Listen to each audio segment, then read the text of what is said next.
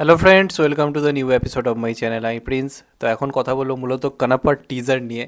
তো এটার এর আগে একটা টিজার এসছিল, যেটা বলা যেতে পারে একটা প্রি টিজার কাইন্ড অফ ছিল। আজকে অফিসিয়ালি বলা যেতে পারে টিজার টু আর কি আনা হয়েছে, যেখানে আমরা বিষ্ণু মঞ্চুকে দেখতে পাচ্ছি এবং আরও দুটো বড় বড় চমক রয়েছে, যেটার জন্য আমাদের অপেক্ষা ছিল। এর আগে শুধুমাত্র পোস্টার এসেছিল, আজকে টিজারে অফিসিয়ালি কিছু ঝলক দেখা গেছে, সেটা নিয়ে কথা বলছি। তার আগে এই সিনেমার যে মেন যে থটটা, একটা ট্রু ইভেন্টসের ওপর, ঐতিহাসিক একটা ট্রু ইভেন্টসের উপর ভিত্তি করে করা হয়েছে, যেখানে মাইথোলজিক্যালি শিব এবং তার সঙ্গে সঙ্গে শিবের একজন দূত কোথাও গিয়ে উপস্থিত ছিল, এমনটা কথিত আছে। সেটাকে কেন্দ্র করেই এই সিনেমাটাকে বানানো হয়েছে এবং প্যান ইন্ডিয়াতে বড় করে আনার প্ল্যানিং চলছে। যদিও এটা যিনি মেন আর কি হিরো, বিষ্ণু মঞ্জু, তার এর আগে মানে খুব একটা কাজ আমি দেখিনি। তবে এই কাজটা নিয়ে খুব এক্সাইটেড ছিলাম, কারণ এখানে ক্যামিও করার কথা অক্ষয় কুমার এবং প্রভাসের, এবং তাদের আলাদা আলাদা পোস্টারও এসেছিলো। তো আজকের টিজারে যেটুকু যে ঝলক দেখলাম, এটার যে গ্র্যান্ডারে ক্রিয়েট করা হয়েছে বা যে গ্র্যান্ডভাবে জিনিসটাকে শ্যুট করা হয়েছে, মানে বোঝাই যাচ্ছে কিন্তু প্রচুর টাকা ইনভেস্ট করা হয়েছে এবং একটা সেই ম্যাগনাম অপাস টাইপের বড় মুভি কিন্তু ক্রিয়েট করা হয়েছে, যেখানে বিষ্ণু মঞ্চুর হিরোটাকে আমি সেইভাবে কখনো দেখিনি। তার যেটুকু অ্যাপিয়ারেন্স দেখা যাচ্ছে সেটা কিন্তু ভালো লাগছে। যেরকম তার সিন রয়েছে, যেরকম ডায়লগদের রয়েছে, সেগুলো কিন্তু বেশ ভালো লাগছে। এবং টিজারটা কোথাও গিয়ে কিন্তু একটা ফিল দিচ্ছে, বড় পর্দায় দেখার মতো, বিগ স্ক্রিনে এক্সপিরিয়েন্স করার মতো একটা ফিল কিন্তু কোথাও গিয়ে দিচ্ছে। তো এখানে একটা বিরাট বড় যুদ্ধ রয়েছে দুই পক্ষের মধ্যে, সেটাকে নিয়ে মূলত গল্প এই ধরনের কাজ তো এর আগে রয়েছে, কিন্তু এটার মেন চমক হচ্ছে দুটো ক্যামিও। এখানে আমরা অক্ষয় কুমার কিন্তু শিব হিসেবে দেখতে পারবো, মানে শিব ঠাকুর হিসেবে দেখতে পারবো। এখানে যে ক্যারেক্টারটা বিষ্ণু মঞ্চু প্লে করছে, সে মূলত শিবের উপাসনা করে, যে কোনো বিপদ আপদে আর কি শিবের নাম আর কি জপ করে। তো সেই হিসেবে এই ক্যারেক্টারটাকে সাহায্য করার জন্য শিব আর কি স্বর্গ থেকে যতটা পারছে একে সাহায্য করার আর কি চেষ্টা করছে। এর আমার কি সিনেমার মধ্যে দেখানো হবে, যেটা প্লে করেছে অক্ষয় কুমার, এবং পার্বতী হিসেবে আমরা এখানে কিন্তু কাজল আগরওয়ালকে দেখতে পাবো। তো সিনেমার মধ্যে আলটিমেটলি অন্যভাবে কিন্তু অক্ষয় কুমার কাজল আগরওয়াল জুটি রয়েছে শিব এবং পার্বতী হিসেবে। এবার এটার যেটা মেন অ্যাট্রাকশন যেটা হতে চলেছে, এটা সিনেমা হলে আগুন লাগিয়ে দিতে পারে, সেটা হচ্ছে প্রভাস।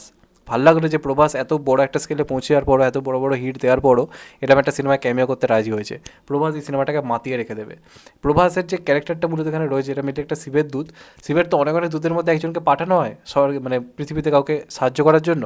তো এখানে প্রভাস হচ্ছে এমন একটা চরিত্র যাকে পাঠানোর মতো কিছু নেই, যে খুবই একটা সেই সানকি টাইপের, এরম টাইপের একটা ক্যারেক্টার সম্ভবত হবে, যে কারণে পার্বতী যখন বলছে যে ও কী করে দূত হতে পারে, মানে অক্ষয় কুমারই তো পাঠাবে আর কি প্রভাসকে আর কি মানে পৃথিবী থেকে সাহায্য করার জন্য। তো অক্ষয় কুমারকে জিজ্ঞাসা করছে কাজের আগরওয়াল যে ও কী করে যেতে পারে, ও কী করে দূত হতে পারে। তো অক্ষয় কুমার একটা হাসি দিচ্ছে। তার কারণ হচ্ছে এই যে ক্যারেক্টারটা তাণ্ডবের যদি রাগ হয়, তাণ্ডব ফুটে দিতে পারে। এবার সেটা বলার পরে আস্তে আস্তে বিষ্ণু মঞ্চু একটা বিপদে দাঁড়িয়ে কারোর নাম জপ করছে, এবং পেছনে আমরা দেখতে পাচ্ছি প্রভাস এরম করে আসছে। ওই শটটা কিন্তু মারাত্মক রয়েছে, ওই শটটা কিন্তু মারাত্মক রয়েছে। এবং ওই সিকোয়েন্সটা প্রভাস যদি অ্যাকশন ফ্যাকশন করতে নামে, এবং অপর দিকে যদি অক্ষয় কুমার ওপর থেকে কিছু করে আর কি, মানে জানি না কী হবে আলটিমেটলি, তো ব্যাপারটা কিন্তু জমে ক্ষীর হয়ে যাবে।